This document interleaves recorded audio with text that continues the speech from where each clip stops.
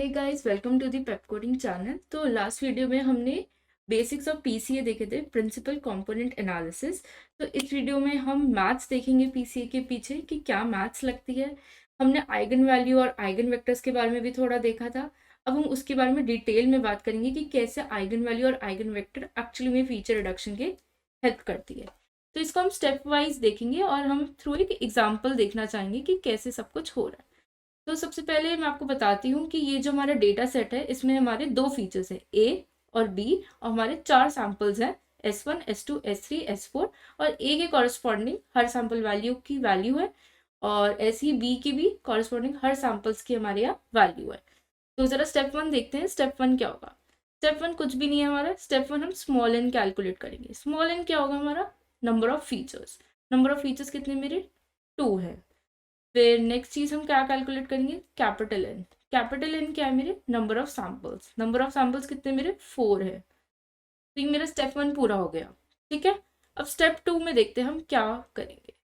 Step to में हम calculate करना चाहेंगे, हम मीन कैलकुलेट करेंगे हर फीचर के कॉरस्पॉन्डिंग उनकी वैल्यूज का। तो जब मैं ए का मीन कैलकुलेट करने जाती हूँ तो मेरे पास क्या आता है? ए की वैल्यूज का मीन जरा हम कैलकुलेट करके देखते हैं। तो हमारा वैल्यूज होंगी 5 प्लस 7 प्लस 2 प्लस 6, और इसको हम किससे करेंगे? Divided by 4। तो हमारा आंसर कितना आ जाएगा? हमारा आंसर आ जाएगा 6 plus 2 8, 8 plus 5 13, 13 plus 7 20। 20 divided by 4 कितना आ गया मेरा? 5 आ गया। ठीक है। अब हम बी का मीन जरा कैलकुलेट करते हैं और देखते हैं कितना।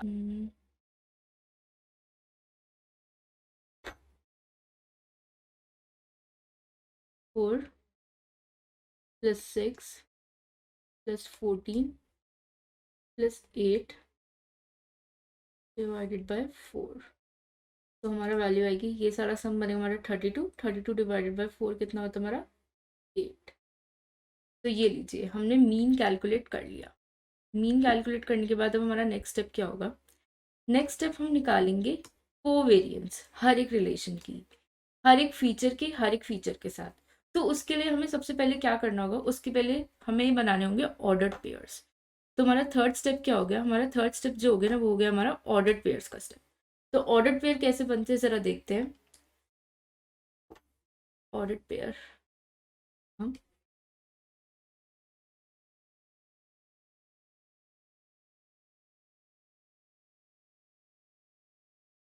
ऑर्डर्ड पेयर, और हमारे जो कितने फीचर्स हैं, हम फीचर्स का ऑर्डर्ड पेयर बना रहे हैं। तो यहाँ पे मैं एक फीचर्स का कॉलम बनाऊंगी। ए कॉमा बी हमारे दो फीचर्स हैं। इनकी जब हम ऑर्डर्ड पेयर बनाते हैं तो ए का ए के साथ एक ऑर्डर्ड पेयर बनेगा, ए कॉमा ए। दूसरा ऑर्डर्ड पेयर बनेगा हमारा ए कॉमा बी। तीसरा ऑर्डर्ड पेयर हमारा क्या बनेगा? B comma A. और चौथा ऑर्डर्ड पेयर हमारा क्या बनेगा? B comma B. तो ये हमारे चार ऑर्डर्ड पेयर्स बन के आ गए हैं। ठीक है। अब ये जो हमारे चार ऑर्डर्ड पेयर्स आ गए हैं ना, अब हम हर ऑर्डर्ड पेयर की कोवेरियंस निकालेंगे। कोवेरियंस होता क्या है? बेसिकली कोवेरियंस होता है हमारा रिलेशन, ए और ए के बीच में कितना कोवेरियंस है, कितना डिस्ट्रीब्यूशन है। पॉजिटिव कोवेरियंस होता है और एक नेगेटिव कोवेरियंस होता है। पॉजिटिव कोवेरियंस क्या होता है हमारा? अगर एक वैल्यू बढ़ रही है, अगर एक फीचर की वैल्यू बढ़ रही है तो क्या दूसरी की भी बढ़ रही है, तो वो पॉजिटिव कोवेरियंस होगा। अगर एक की वैल्यू बढ़ रही है और दूसरी की घट रही है तो हमारा क्या होगा? नेगेटिव कोवेरियंस होगा। तो चलिए आइए निकालते हैं कोवेरियंस। सबसे पहले हम कैलकुलेट करेंगे कोवेरियंस ऑफ ए। तो ये आ गया हमारा फोर्थ स्टेप। फोर्थ स्टेप में हम कैलकुलेट करेंगे सबके कोवेरियंस।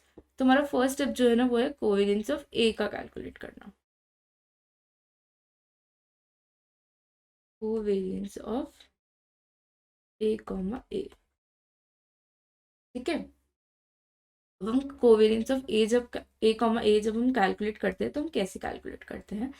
कोवेरियंस का फॉर्मूला पहले देखते हैं। ठीक है। कोवेरियंस का फॉर्मूला जरा नीचे जाके एक बार देखते हैं क्या होगा। इधर साइड पे लिखते हैं कोवेरियंस का formula.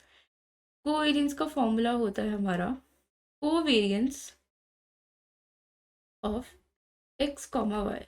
X comma Y, X हमारा एक फीचर है, वाई हमारा दूसरा feature. Is equals to 1 by capital N minus 1।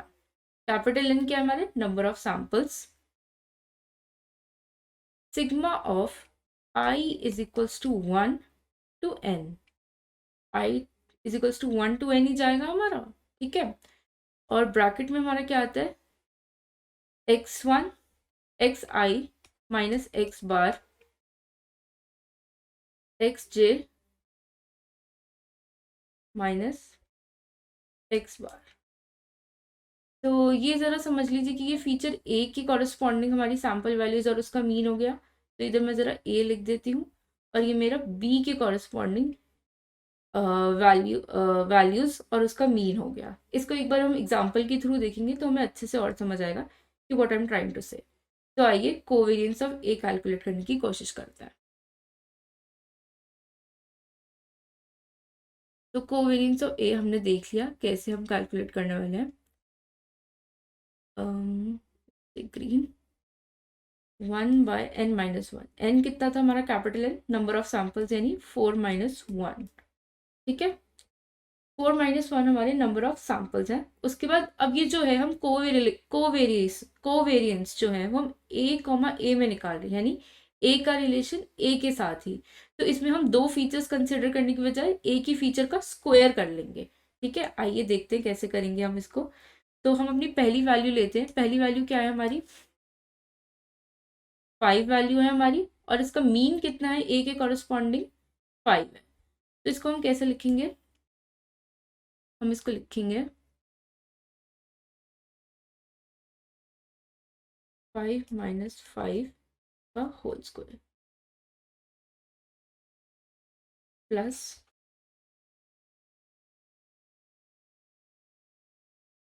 7 minus 5 का होल स्क्वायर, फिर 2 माइनस 5 का होल स्क्वायर, फिर 6 माइनस 5 का होल स्क्वायर, 5 माइनस 5 का होल स्क्वायर, 7 माइनस 5 का होल स्क्वायर प्लस 2 माइनस 5 का होल स्क्वायर। यानी एक बार तीसरी को फिर से वेरीफाई कर लेते हैं, 6 माइनस 5 का होल स्क्वायर।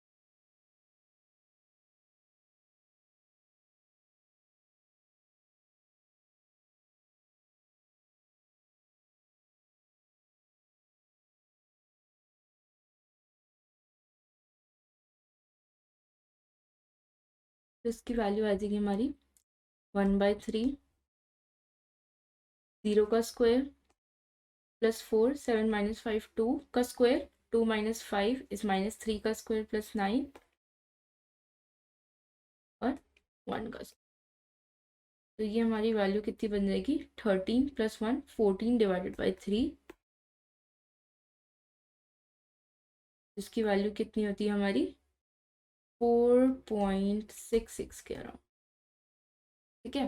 तो ये हो जाएगा हमारा covariance of A comma A. चलिए आगे बढ़ते हैं, अब हम निकालेंगे covariance of A comma B.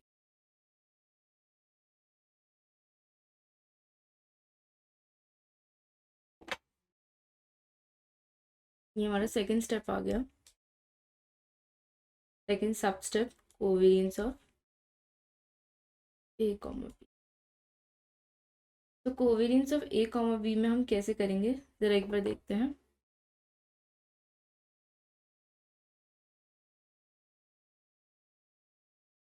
हम ऐसे लिखेंगे 5 का इंटू 4 माइनस 8।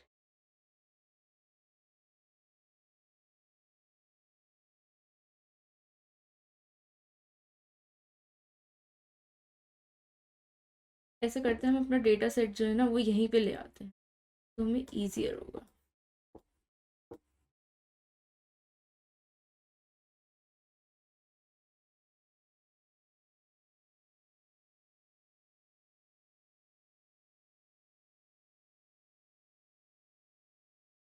चलिए देखिए ऐसे इजी पड़ेगा, अब हम जल्दी जल्दी कैलकुलेट कर पाएंगे। ऐसा करते हैं मैं तो साइड में अपना मीन भी लिख देती हूँ। तो मीन मेरा कॉरस्पॉन्डिंग टू ए जो है वो कितना है, वो है मेरा 5, और मीन कॉरस्पॉन्डिंग टू बी कितना है मेरा 8 है। अब हम फटाफट वैल्यूज कैलकुलेट करते हैं। चलिए तो ये फीचर ए के कॉरस्पॉन्डिंग हुआ और ये फीचर बी के कॉरस्पॉन्डिंग हुआ। नेक्स्ट है हमारा नेक्स्ट सैम्पल के लिए, तो वो होगा 7 - 5 into 6 - 8 plus 2 - 5 into 14 - 8 plus 6 - 5 into 8 - 8। ये आ गया हमारा पूरा डेटा। तो covariance of A comma B निकल के क्या आता है, आइए देखते हैं covariance of A comma B. सबसे पहला तो हो जाएगा हमारा 0 प्लस 7 - 5 2 6 - 8 -2, तो 2 इंटू -2 प्लस 2 - 5 -3 हो गया हमारा, और 14 -8 जो हो गया वो कितना हो गया हमारा 6, और ये तो 8 - 8 के कारण 0 हो गया। ठीक है, तो अब हम ज़रा इसको निकालते हैं, तो 1/3 -4 -18, ये हमारा बनता है -22/3, जो कि हमारा होता है -7.33। ठीक है, तो ये हमारा covariance of A comma B आ गया। तो ये जो हमारा covariance of A comma B आया ना, ये आ रहा है हमारा नेगेटिव वैल्यू। अब नेगेटिव वैल्यू क्या सिग्निफाई करती है, जो हमने डिस्कस किया था, ये हमारा नेगेटिव कोवेरियंस सिग्निफाई करता है। मतलब अगर ए की वैल्यू बढ़ रही है तो बी की वैल्यू घट रही है, तो ये कोवेरियंस यानी डिपेंडेंसी क्या है, ए की बी पर या फिर बी की ए पर। बी की ए पर या फिर ए की बी पर जो होगी वो सेम डिपेंडेंसी होगी। तो इससे मैं क्या कह सकती हूँ, इससे जो मेरा तीसरा कोवेरियंस हमने कैलकुलेट करना था, ब्लू ले लेते हैं, covariance of B comma A जो होगा वो मेरा equals to covariance of A comma B होगा। तो covariance of A comma B is equals to covariance of B comma A, क्योंकि अगर मैथमेटिकली भी देखा जाए तभी हम सेम चीज़ करने वाले हैं, तब हम 4 - 8 को पहले लिखेंगे और 5 - 5 को बाद में लिखेंगे, तो वैल्यू हमारी सेम आएगी, विच वुड बी -7.33। ठीक है, अब हम 3 निकाल चुके, 3 सब स्टेप्स हमारे हो चुके हैं कोवेरियंस के। अब हम चौथा करेंगे। ठीक है, तो ज़रा चौथा सब स्टेप देखते हैं क्या है हमारा।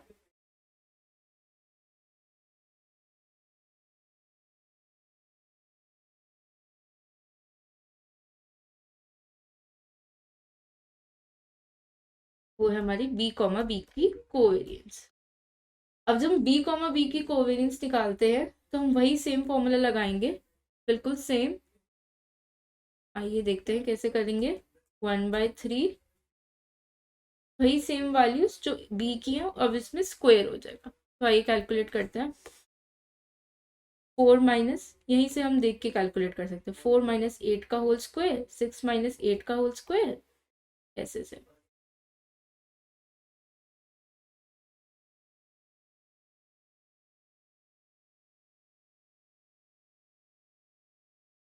सिक्स माइनस एट का होल स्क्वायर प्लस 14 - 8 का होल स्क्वायर। अभी हमारी बी और बी में ही कैलकुलेट हो रहा है ना, इसलिए हम स्क्वायर ले रहे हैं, प्लस 8 - 8 का होल स्क्वायर। तो देखते हैं इसकी वैल्यू क्या होगी।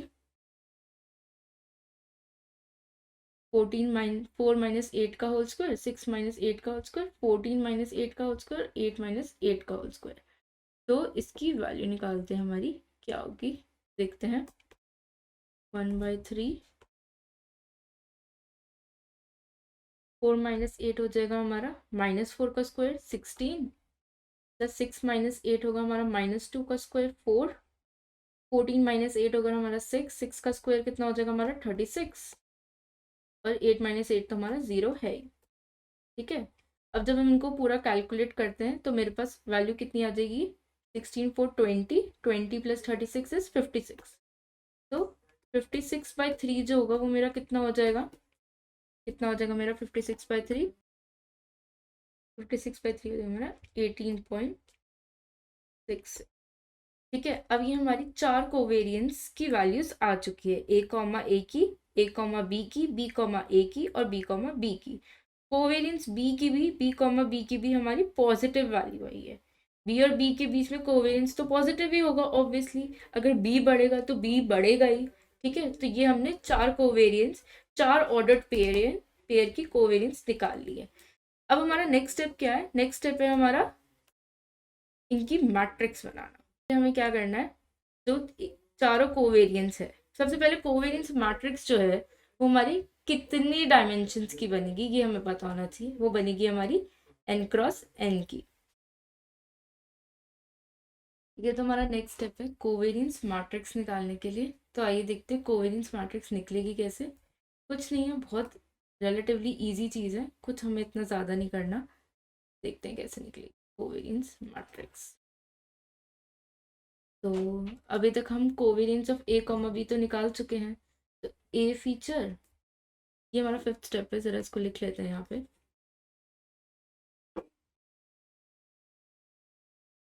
इसमें हम निकालेंगे कोवेरियंस मैट्रिक्स।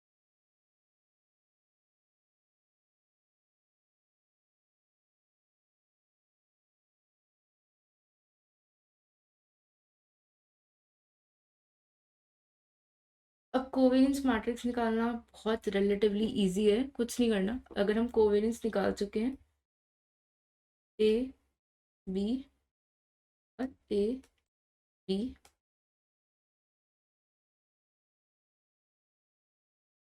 इधर आएगा हमारा covariance of A comma A, इधर आएगा हमारा covariance of A comma B, इधर आएगा covariance of B comma A, और इधर आएगा covariance of B comma B. A comma A, A comma B comma A और बी कॉमा बी। तो हमारा ए कॉमा ए का कोवेरियंस हमने यहाँ पे निकाला हुआ है 4.66। ठीक है, तो मैं यहाँ पे डायरेक्टली लिखने वाली हूँ 4.66। और हमारा जो covariance of A comma B है वो हमारा -7.33। बी कॉमा ए भी हमारा -7.33 होगा, और बी कॉमा बी का कोवेरियंस हमने क्या कैलकुलेट किया था, 18.66।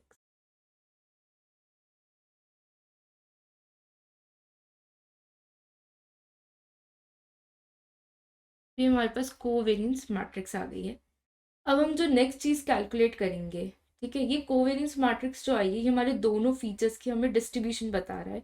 बेसिकली हम सार जितने इधर हमने दो फीचर्स कंसिडर करे, तो हम दोनों फीचर्स की एक दूसरे से डिपेंडेंसीज निकाल रहे हैं, कौन सा ज़्यादा प्रोमिनेंट है, किसका कितना मिक्सचर चाहिए, किसका कितना मिक्सचर नहीं चाहिए, जो हम प्रीवियस वीडियो में डिस्कस कर चुके हैं। अब हम इससे रिलेटेड एक आइगन वैल्यू निकालेंगे। आइगन वैल्यू हमारी क्या क्या होती थी, जो maximize sum of square of distances आता था वो होती थी हमारी आइगन वैल्यू। अब ये मैट्रिक्स फॉर्म तो हमारे पास आ चुकी है, अब हम इससे रिलेटेड आइगन वैल्यू निकालेंगे। तो जिससे पहले कि हम आइगन वैल्यू निकालें ना, उससे पहले हम देख लेते हैं एक्चुअली में आइगन वैल्यू होता क्या है। ठीक है, आइगन वैल्यू का सिग्निफिकेंस क्या है। तो आइगन वैल्यू, आइगन वेक्टर होता क्या है। कोवेरियंस मैट्रिक्स तक मैथमेटिक्स में हमने कुछ ज़्यादा भी इतना यूज़ नहीं किया, हमने सिंपल वैल्यूज निकाली है और मैट्रिक्स प्लॉट करी है, मैट्रिक्स बनाई है बेसिकली। अब हम देखेंगे कि आइगन वैल्यू इसमें से कैसे निकालते हैं और आइगन वैल्यू का सिग्निफिकेंस क्या है। तो सबसे पहले थोड़ी बात कर लेते हैं हम आइगन वैल्यू की। चलिए आइए हम next page, eigen value basically होती क्या है वो हम देखते हैं। तो जैसे कि मैंने एक वेक्टर कंसिडर किया,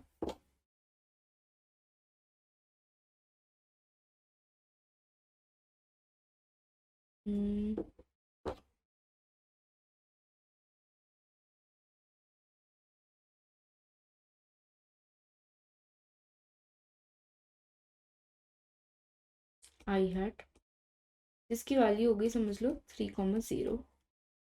2D एक हमारा वो है डायमेंशन, 2D ग्राफ है हमारा, और उस पर हमने आई हैट प्लॉट किया जो कि 3,0 पे आ रहा है। ठीक है, अब हम नेक्स्ट वेक्टर एक प्लॉट करेंगे जे हैट। जे हैट भी हमारा 2D डायमेंशन में ही है, और कैसे लाई कर रहा है, ऐसे लाई कर रहा है। ठीक है, तो ज़रा देखते हैं कैसा हो रहा है ये। और इसके जो हमारे कोऑर्डिनेट्स हैं वो है 1,2। अब हम देखते हैं कि इन दोनों वेक्टर्स का स्पैन क्या होगा। स्पैन एक ऐसी लाइन होती है जो दोनों के क्रॉस पॉइंट, जो ये क्रॉस सेक्शन वाला पॉइंट है जो यहाँ पे ये क्रॉस कर रहे हैं, यहाँ से पास होती है और बिल्कुल मिडल से पास होती है, तो ये स्पैन होता है हमारा। और ये अगर हम ग्राफ में देखें तो अगर जैसे ये ओरिजिन डिफाइन किया हुआ है तो स्ट्रेट ओरिजिन से पास होती हुई लाइन। तो देखते हैं कैसे जाती है।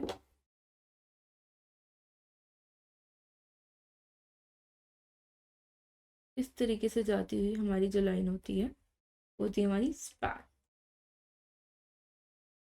अब ये जो हमारी स्पैन वाली लाइन आ रही है, अगर हम इसके अलोंग एक वेक्टर ड्रॉ करें, कंसिडर कर लो एक वेक्टर ड्रॉ किया हमने,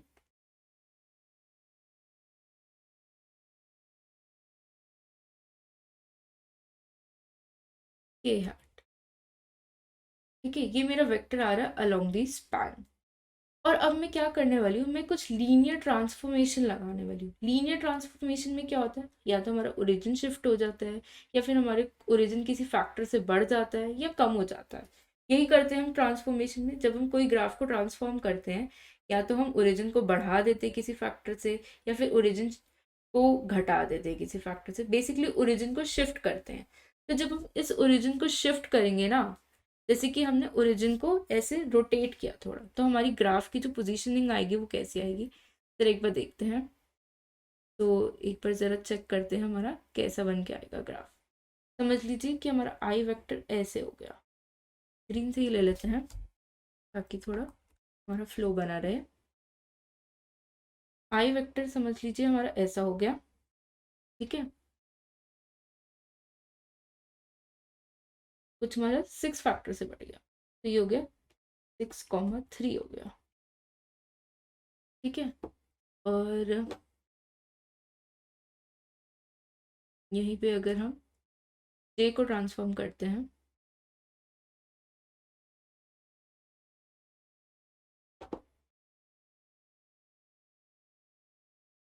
ये हो जाएगा 3 से जब हम बढ़ाएंगे तो क्या हो जाएगा 3,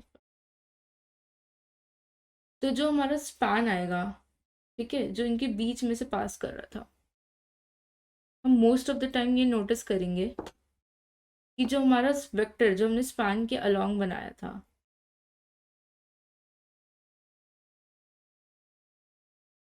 ये हमारा जो स्पैन आ रहा था,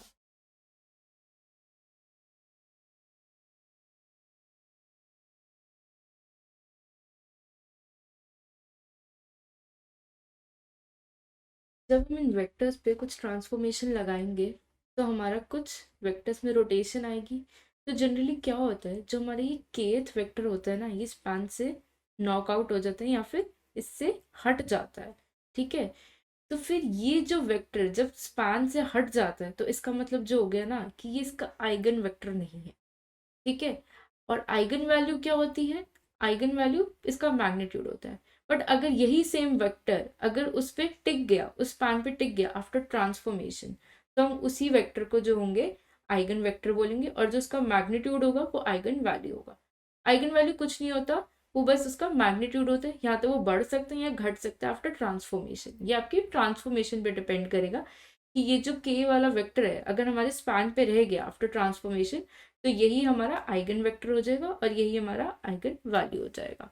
तो ज़रा इसको एक बार मार्क कर देते हैं। इधर हमारा ये आफ्टर ट्रांसफॉर्मेशन कैसे आया ज़रा देख लेते हैं एक बार।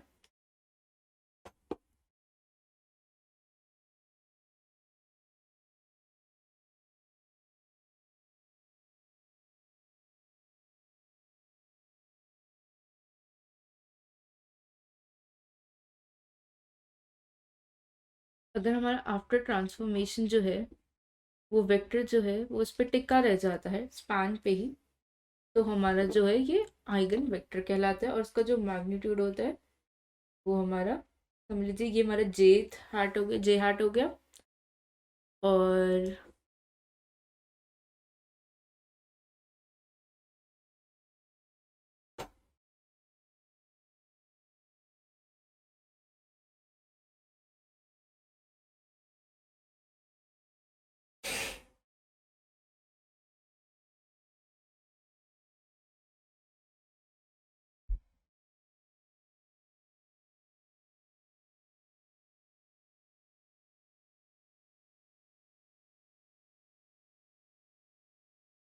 आफ्टर ट्रांसफॉर्मेशन हम देखते हैं कि जैसे कि हमारा ith वेक्टर जो है कुछ फैक्टर से रोटेट हो गया, तो समझ लीजिए ith वेक्टर जो है वो हमारा कुछ तरीके से ऐसे चला गया।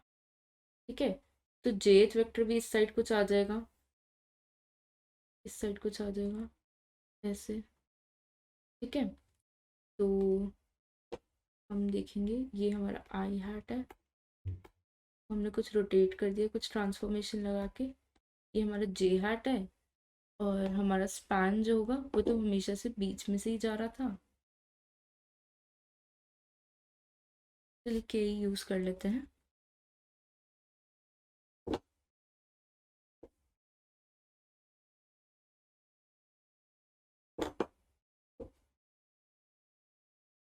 ये वेक्टर अगर इसी स्पैन पे रह गया तो ये जो हो जाएगा ये हमारा आइगन वेक्टर हो जाएगा।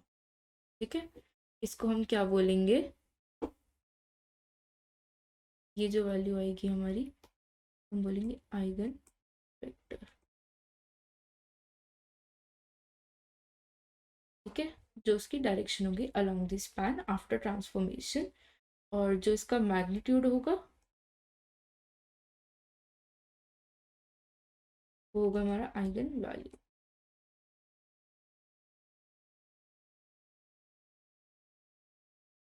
ठीक है, तो ये जो हम मैट्रिक्स की आइगन वैल्यू निकाल रहे हैं वो हम कैसे कोरिलेट कर सकते हैं अपनी समझ के लिए, हम कैसे समझ सकते हैं कि ये जो मैट्रिक्स है ना वो हमारा ऐसे बन के आता है। समझ लीजिए ये आई हैट के लिए हो गया, ये जे हैट के लिए हो गया, तो इधर आएगा 3 0 1 2। इस पे हम कुछ ट्रांसफॉर्मेशन लगाएंगे, जो हमारा PCA1 पे हम ट्रांसफॉर्मेशन लगा रहे हैं उसको एक्सेस को रोटेट कर रहे हैं ताकि वो डेटा प्लॉट्स पे सबसे ज़्यादा अच्छे से मीट कर सके। तो जो हम ट्रांसफॉर्मेशन लगा रहे हैं उससे रिलेटेड हम आइगन मैथ्स पे ही फोकस करेंगे, क्योंकि हमारा यहाँ पे जो बेसिक है वो मैथ्स का हम अभी सिग्निफिकेंस देंगे। तो बेसिक आइडिया के लिए मैं आपको बता रही हूँ कि जो मैट्रिक्स हमने बनाई थी कोवेरियंस मैट्रिक्स, उसकी हम आइगन वैल्यू हम इस तरीके से निकाल रहे कि ये जो हमारे कोऑर्डिनेट्स हैं हमने इनको बेसिकली प्लॉट किया है, और आइगन वैल्यू और आइगन वेक्टर्स हम इससे कोरिलेट कर पा रहे, जो वेक्टर हमारा स्पैन पे ही रह जाता है आफ्टर ट्रांसफॉर्मेशन। तो आइए प्रीवियस पेज पे चलते हैं और देखते हैं हम अभी तक कितना कवर कर चुके हैं। हम कोवेरियंस मैट्रिक्स निकाल चुके हैं, अब हम इनकी आइगन वैल्यू निकालेंगे। तो चलिए आइगन वैल्यू निकालते हैं। ऐसा करते हैं, इस बॉक्स को उधर ले जाते हैं और हम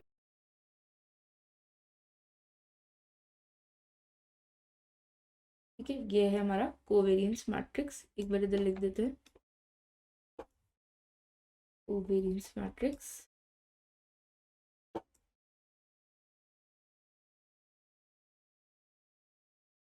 अब हम आइगन वैल्यू निकालेंगे जो कि हमारा 6th स्टेप।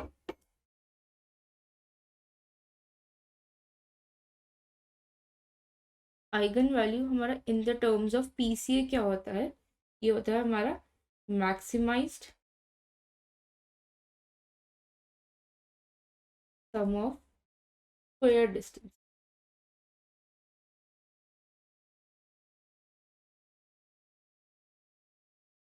एक बार इसको ग्राफ पे भी देख लेते हैं कि मैं क्या कहना चाह रही हूँ।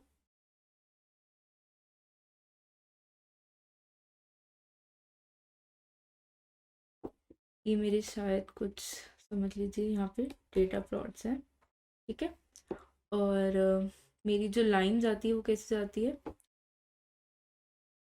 कुछ जाती है ओरिजिन से पास हो जाए, और हम इसको इस डेटा प्लॉट पे फिट करने की कोशिश करते हैं।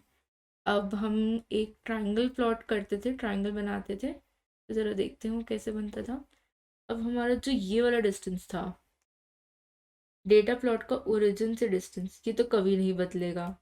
ठीक है, फिर हम इसको जब प्रोजेक्ट करते थे हमारी लाइन पे, जो हमारी ये PCA1 लाइन बन के आएगी, इसको ज़रा मैं मार्क कर दूँ।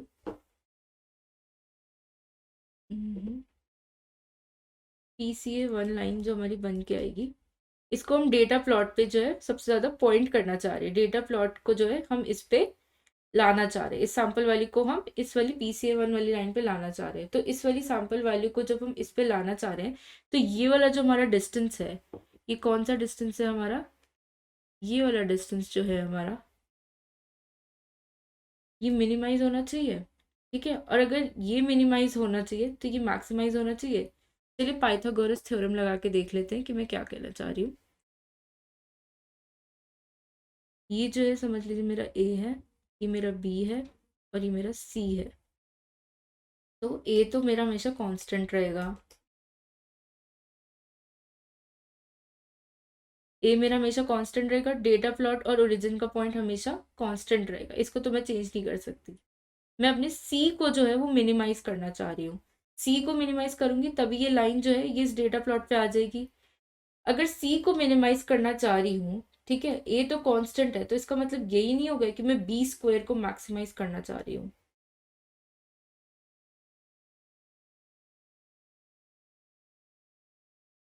अगर मैं बी स्क्वायर को मैक्सिमाइज करना चाह रही हूँ तो ऐसे ही मेरे पास बहुत सारे डेटा प्लॉट्स के पॉइंट होंगे, उन सबको मैं लाइन पे जैसे फिट कर दूँ, उससे मैं सबकी जो बी वाली वैल्यूज होंगी, ये वाली जो वैल्यू है, उनको मैक्सिमाइज करना चाहूंगी।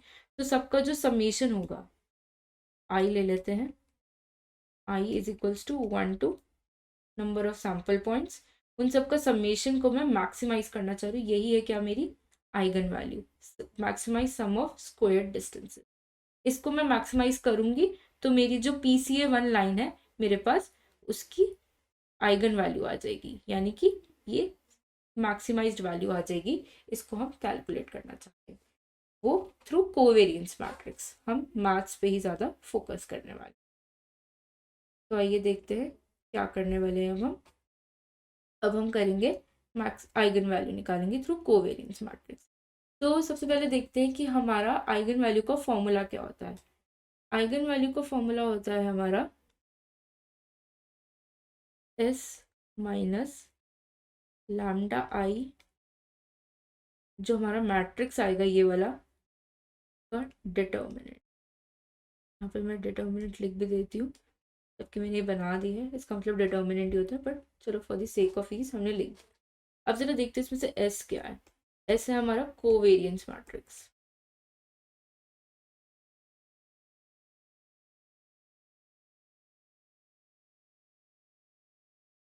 ठीक है।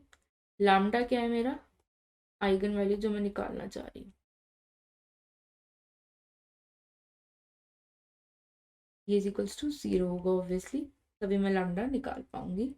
और आई क्या है मेरा आइडेंटिटी मैट्रिक्स,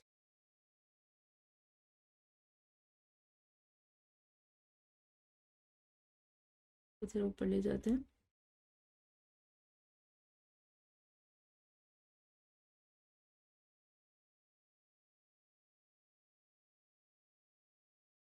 ऐसे हमारे पास गिवन है, आई भी हमारे पास गिवन है, इससे हम लैम्डा कैलकुलेट कर लेंगे डिटर्मिनेंट निकाल के। तो आइए देखते हैं कैसे करेंगे ये सब। एस की जरा वैल्यू हम ऊपर से नीचे ले आते हैं, कोवेरियंस मैट्रिक्स जो है हमारा, इसको हम नीचे ले जाते हैं।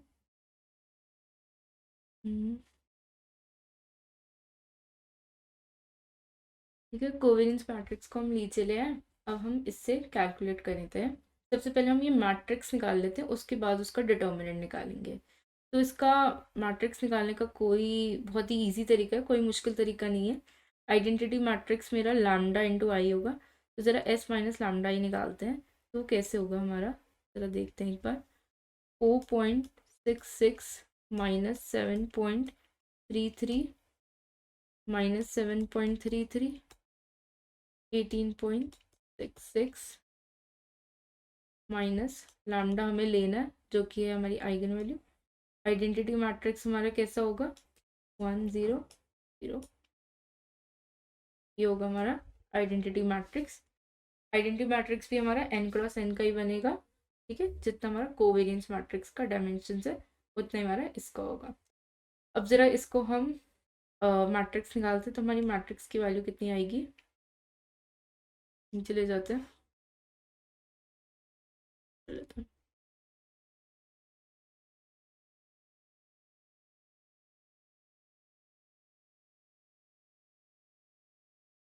ये मैट्रिक्स की वैल्यू कितनी आएगी मेरी 4.66 माइनस लैम्डा माइनस 7.33, तो वैसे ही रह जाएगा। फिर आएगा माइनस 7.33 और इधर भी आएगा मेरा 18.66 माइनस लैम्डा। ये आ जाएगी मेरी मैट्रिक्स की वैल्यू, ठीक है, अब इसका डिटर्मिनेंट निकालेंगे जो कि 0 के बराबर होगा, तभी हमारी आइगन वैल्यू आएगी। ठीक है, तो इसको निकालते हैं अब ज़रा, देखते हैं कैसे आएगा। ऐसा करते हैं, इसको न्यू पेज पे ही ले जाते हैं। ठीक है,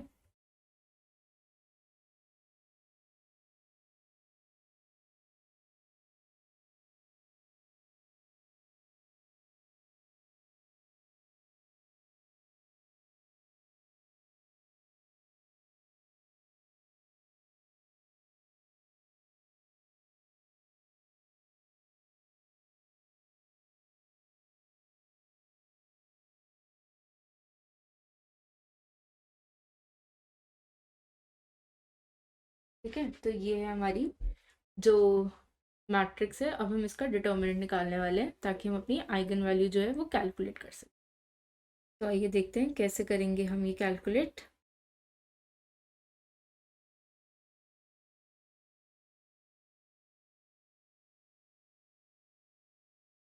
तो चलिए, ये हमारे पास मैट्रिक्स आ गई है। अब हम इसका डिटर्मिनेंट निकालेंगे। तो डिटर्मिनेंट का फॉर्मूला क्या होता है, इसको हम मल्टीप्लाई करेंगे डायगोनल रोज को माइनस ये वाली डायगोनल रोज को, main diagonal into second diagonal. ठीक है, आइए कैसे करते हैं देखते हैं।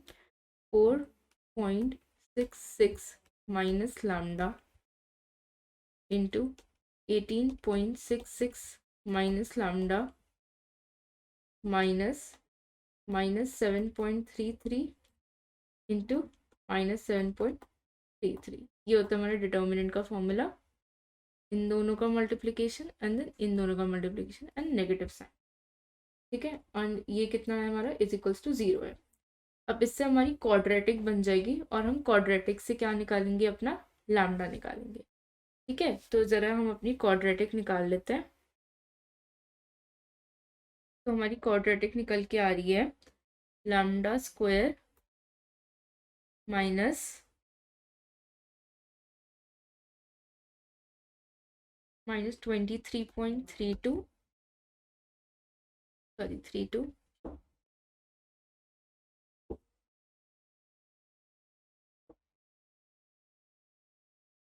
To lambda plus 33.24 constant.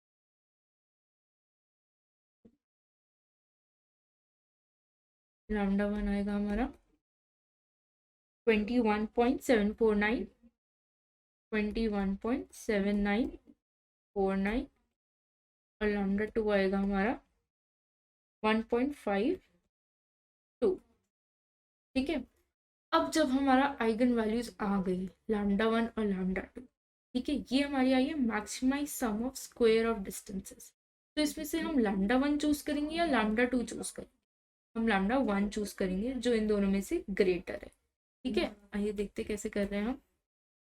हमारा क्या कंक्लूजन निकल के आता है, इसमें हमारा जो लैम्डा 1 है ना, वो है बड़ा लैम्डा 2 से। अब लैम्डा 1 बड़ा है, ठीक है, जिसकी वजह से लैम्डा 1, इस समय क्या कंक्लूजन मिलता है, जो लैम्डा 1 है ना, वो हमारी PCA1 की आइगन वैल्यू हो जाएगी। जो हम PCA1 हम निकालेंगे उसमें maximize sum of square of distances जो होगा उसकी वैल्यू होगी 21.7949। चलिए हम इसको अप्रॉक्स जो है लैम्डा 1 को वो ले लेते हैं 21.8। बस हमारी कैलकुलेशन ईजी बनाने के लिए, और कोई वजह नहीं है। इससे थोड़ी हमारी इनएक्यूरेसी आएगी, बट 21.79 को हम 21.8 आराम से ले सकते हैं। तो ये हमारा जो है, ये हमारी लैम्डा 1 की वैल्यू आ गई, यानी कि आइगन वैल्यू।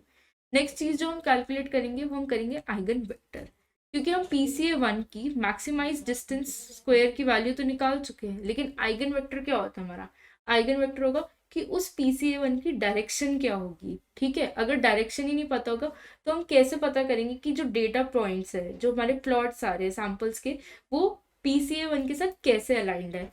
तो आइगन वेक्टर निकालना बहुत इंपॉर्टेंट है, उसी से हम अपनी मैथमेटिकल कैलकुलेशंस को आगे बढ़ा पाएंगे, PCA1 की डायरेक्शन जान पाएंगे। आइगन वैल्यू आ चुकी है हमारे पास, अब आइगन वेक्टर निकालेंगे। उसमें भी बस एक फॉर्मूला लगाना है, और हमारा जो है ये हमारा 6th स्टेप का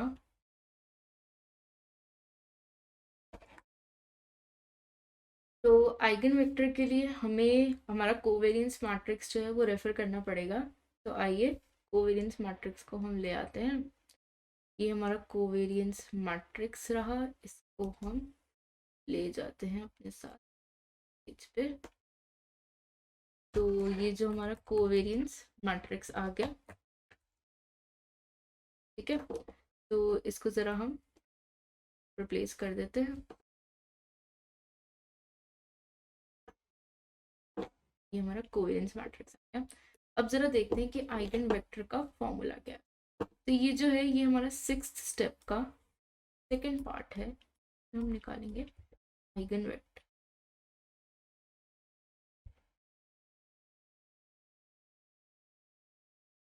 ठीक है, तो ये जो आइगन वेक्टर होता है ना, इसको हम कैसे कैलकुलेट करते हैं, इसका भी सिंपल फॉर्मूला है जो हमने अभी तक उसमें देखा है आइगन वैल्यू में। आइगन वेक्टर का फॉर्मूला होता है हमारा s minus lambda i into u1 u2 is equals to 0। ठीक है, इसमें हम u1 और u2 की वैल्यू कैलकुलेट करते हैं इन दोनों के मल्टीप्लिकेशन के बाद। मैट्रिक्स 1 इंटू मैट्रिक्स 2 का मल्टीप्लाई करके हमारे पास एक कैसा आ जाएगा, हमारे पास मैट्रिक्स आ जाएगा, हमारे पास आ जाएगा 2x1 का मैट्रिक्स आ जाएगा, जिससे हम u1 और u2 कैलकुलेट कर लेंगे ईच रो को 0 को इक्वेट करके। तो आइए देखते हैं कैसे करेंगे। तो s माइनस लैम्डा आई तो मैं इसी से निकालूंगी बहुत इजीली, वो तो हम फटाफट वैल्यू लिख देते। बस माइनस लैम्डा इस वाली वैल्यू में करना और इस वाली वैल्यू में करना है। ये s माइनस लैम्डा आई वाला मैट्रिक्स तो हमारे पास आराम से आ गया। तो ये लीजिए, हमने s माइनस लैम्डा आई वाला मैट्रिक्स लिख दिया यहाँ पे। ये हो जाएगा मेरा 4.66 माइनस लैम्डा माइनस 7.33 माइनस 7.33 और 18.66 माइनस लैम्डा। ठीक है, और u1 u2 को भी लिख लेते हैं हम ऐसे ही।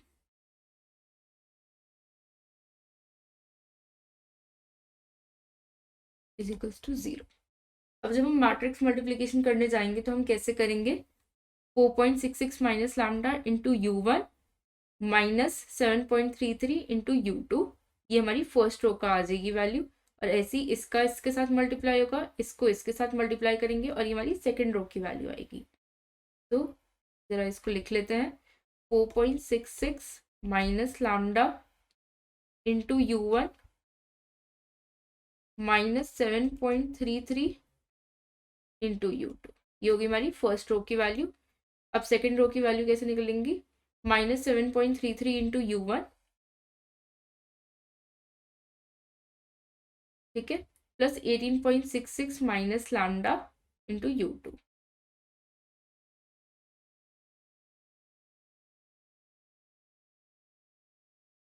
ये हमारा मैट्रिक्स हो गया कंप्लीट, और इसकी वैल्यू किसके बराबर है हमारे पास, 0 के बराबर। ठीक है, ये हमारे पास मैट्रिक्स आ गया और इसकी वैल्यू 0 के बराबर है। तो लैम्डा जो है यहाँ पे हम कौन सा यूज करने वाले हैं, जरा एक बार देख ले। लैम्डा हम कौन सा यूज करेंगे, कोई गेस कर सकता है?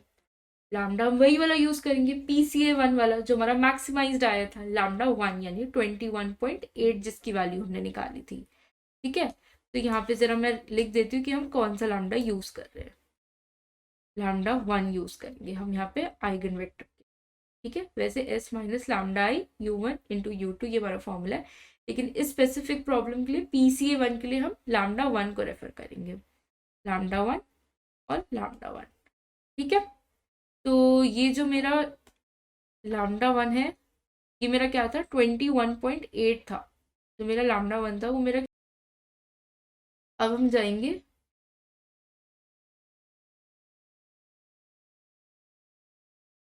तो इधर साइड में हम अपनी लैम्डा 1 की वैल्यू लिख लेते हैं, जो कि है 21.8।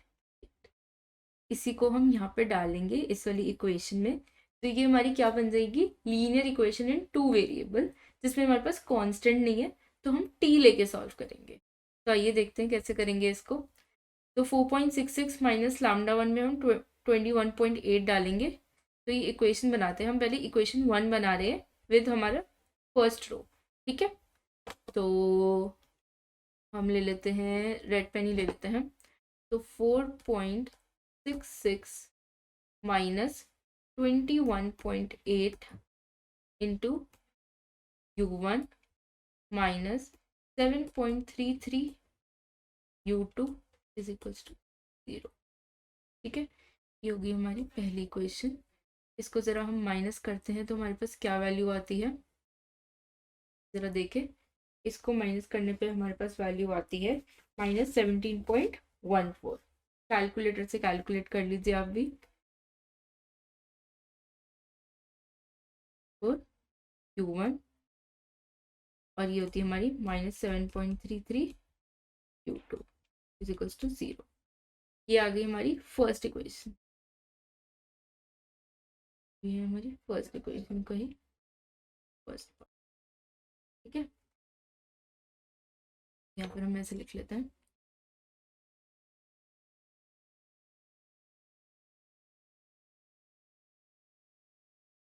ठीक है। अब हम नेक्स्ट रो की इक्वेशन को लेके λ1 पुट करेंगे और यही सेम इक्वेशन निकालेंगे। तो ये इस साइड निकाल लेते हैं हम। कैसे निकल के आएगी हमारी वैल्यू आएगी -7.33 U1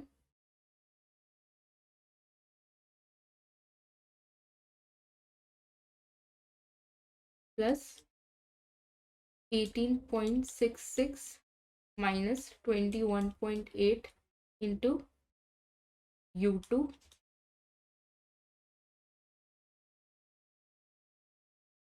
इज इक्वल्स टू 0।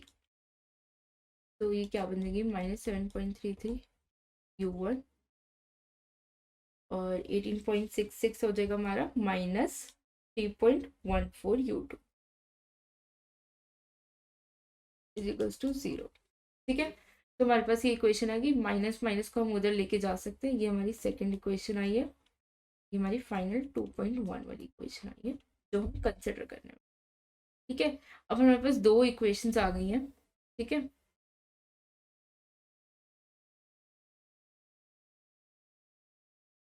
एक ये इक्वेशन आ चुकी है हमारे पास और एक ये इक्वेशन आ चुकी है। तो ये जो हमारे U1 और U2 आए हैं ना, यही हमारे आइगन वेक्टर्स हैं। अब इन आइगन,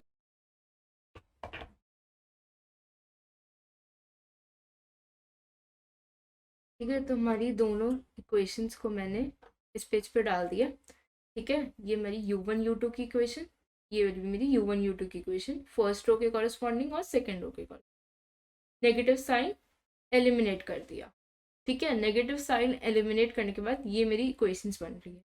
अब ये जो मेरी इक्वेशंस बन रही है इसमें मेरे पास कांस्टेंट है नहीं, तो फिर मैं इसको टी वाले मेथड से सॉल्व करूँगी। कैसे करूँगी, मैं क्या करूँगी, U1 अपॉन इसका जो कोफिशिएंट है वो इसके डिनोमिनेटर में आ जाएगा 7.33 plus is equals to U2 upon 17.14 is equals to हम टी कर देंगे। टी कर दो या फिर टी को हम 1 भी लेट कर सकते हैं।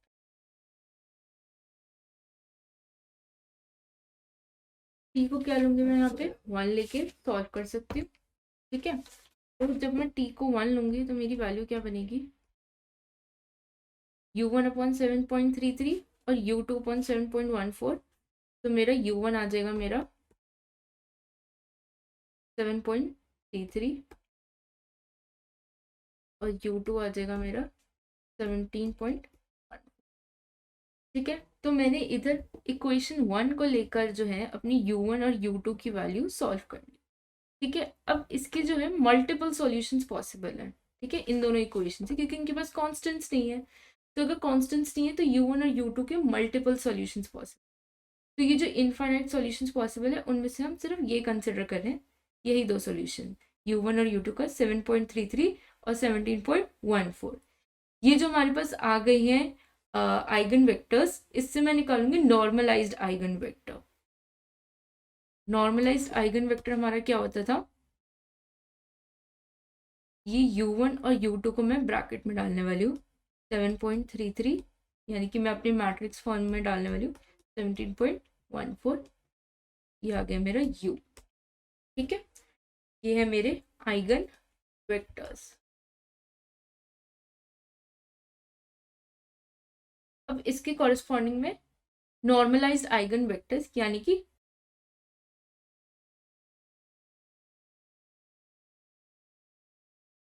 ठीक है, तो हम आइगन वेक्टर्स को यहाँ पे ले आए हैं। अब हम तीसरा स्टेप करने वाले हैं जो कि है नॉर्मलाइज्ड आइगन वेक्टर्स। इसमें हमें कुछ नहीं करना, सिर्फ आइगन वेक्टर्स हैं, इनको यूनिट वेक्टर्स में कन्वर्ट करना है। नॉर्मलाइज्ड आइगन वेक्टर्स,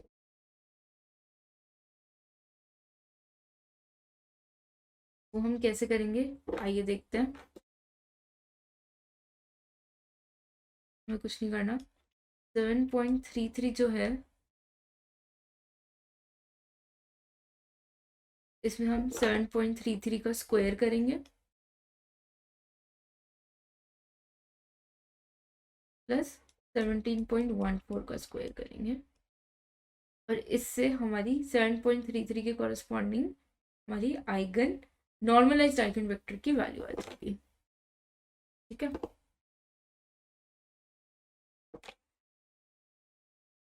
और दूसरा हमारा क्या है 17.14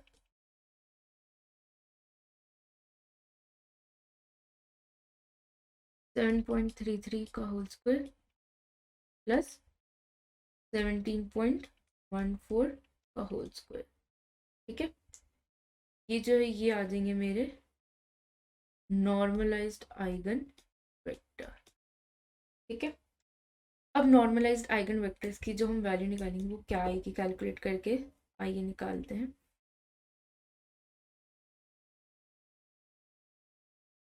ठीक है, तो हमारी वैल्यू क्या आ जाएगी नॉर्मलाइज्ड वेक्टर की, हमारी आ जाएगी 0.39 आफ्टर कैलकुलेशन और 0.91।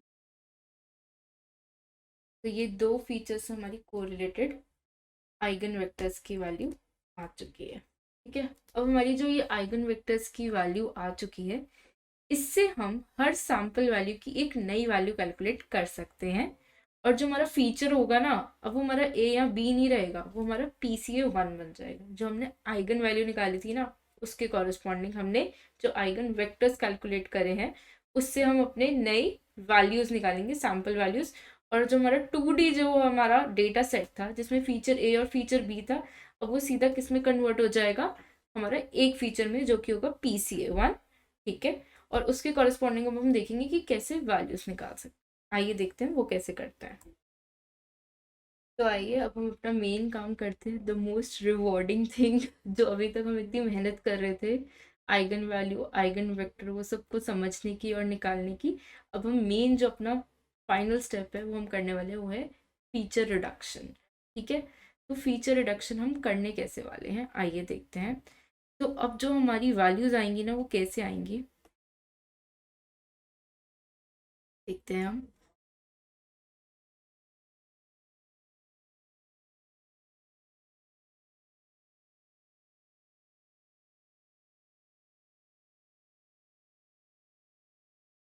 तो ये बनेगा हमारा PCA1। ए और बी हमारे रिड्यूस होके PCA1 फीचर बन चुका है जो हमने निकाला था आइगन वैल्यू के through. Sample 1, number of samples तो हमारे सेम ही रहेंगे, उसमें कुछ हम डिफरेंस नहीं लाएंगे। अब हमें इनकी वैल्यू कैलकुलेट करनी है। ठीक है, स्मॉल एस ले लेते हैं, small S1, small S2, small S3 और स्मॉल S4। ठीक है, इनकी हमें चारों की वैल्यूज कैलकुलेट करनी है। अब इस वैल्यू को कैलकुलेट करने का फॉर्मूला क्या होगा, वैल्यू ऑफ S1 कैसे कैलकुलेट करेंगे आइए देखते हैं, बहुत ही इजी है। एक बार ज़रा हम अपना वो नॉर्मल वाला देख लें जो हमने निकाला था, नॉर्मलाइज्ड वेक्टर। हमने क्या निकाला था, हमने निकाला था 0.39 और 0.91। ये था हमारा नॉर्मलाइज्ड आइगन वेक्टर।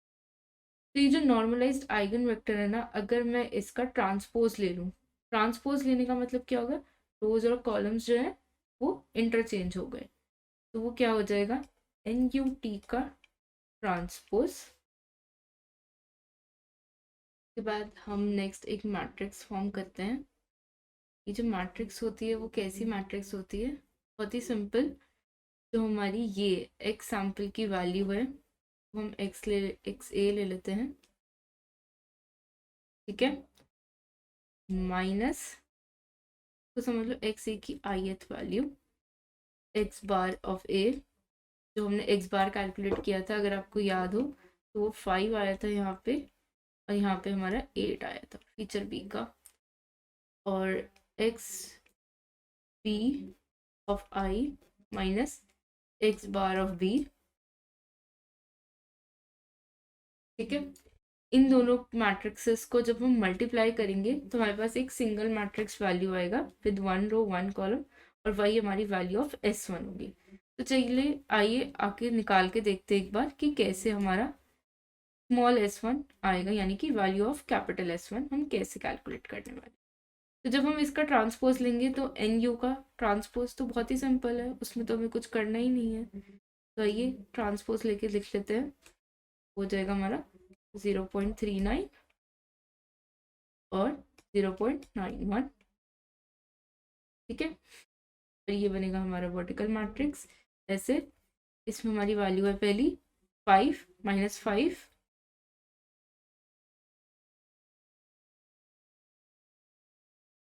दूसरी क्या है हमारी 4 माइनस 8,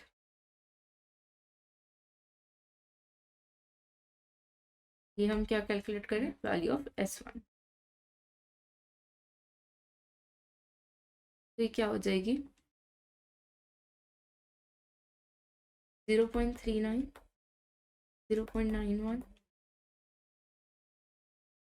0, और ये -4, ये एक बार इसके साथ कैलकुलेट होगा और ये इसके साथ कैलकुलेट, ठीक है। 0.39 इंटू 0 तो 0 ही हो जाएगा, और -1 -4, ठीक है, इंटू 0.91, हमारे पास वैल्यू आ जाएगी। तो हमारे पास क्या वैल्यू निकल आएगी,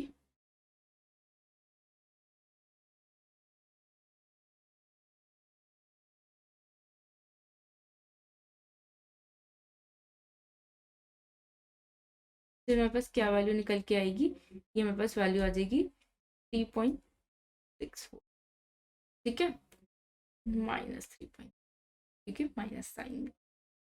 तो इससे हमें क्या पता लगता है,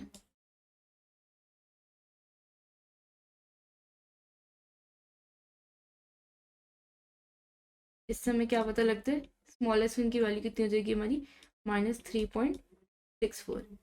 यही सेम मेथड लगा के ith वैल्यू चेंज करते करते हम सारे सैम्पल्स की वैल्यू निकाल लेंगे, और इससे जो है हमारा जो 2D वाला डेटा सेट है वो 1D में ट्रांसफॉर्म हो जाएगा, और हमारा दो फीचर्स जो है वो 1 में कन्वर्ट हो जाएंगे, ताकि हम ओवर फिटिंग रिड्यूस कर सकें। Thank you so much, thank you for watching Pep coding and thank you for your patience. आगे नेक्स्ट वीडियो में हम और डिटेल्स में जानेंगे PCA के बारे में। Thank you so much.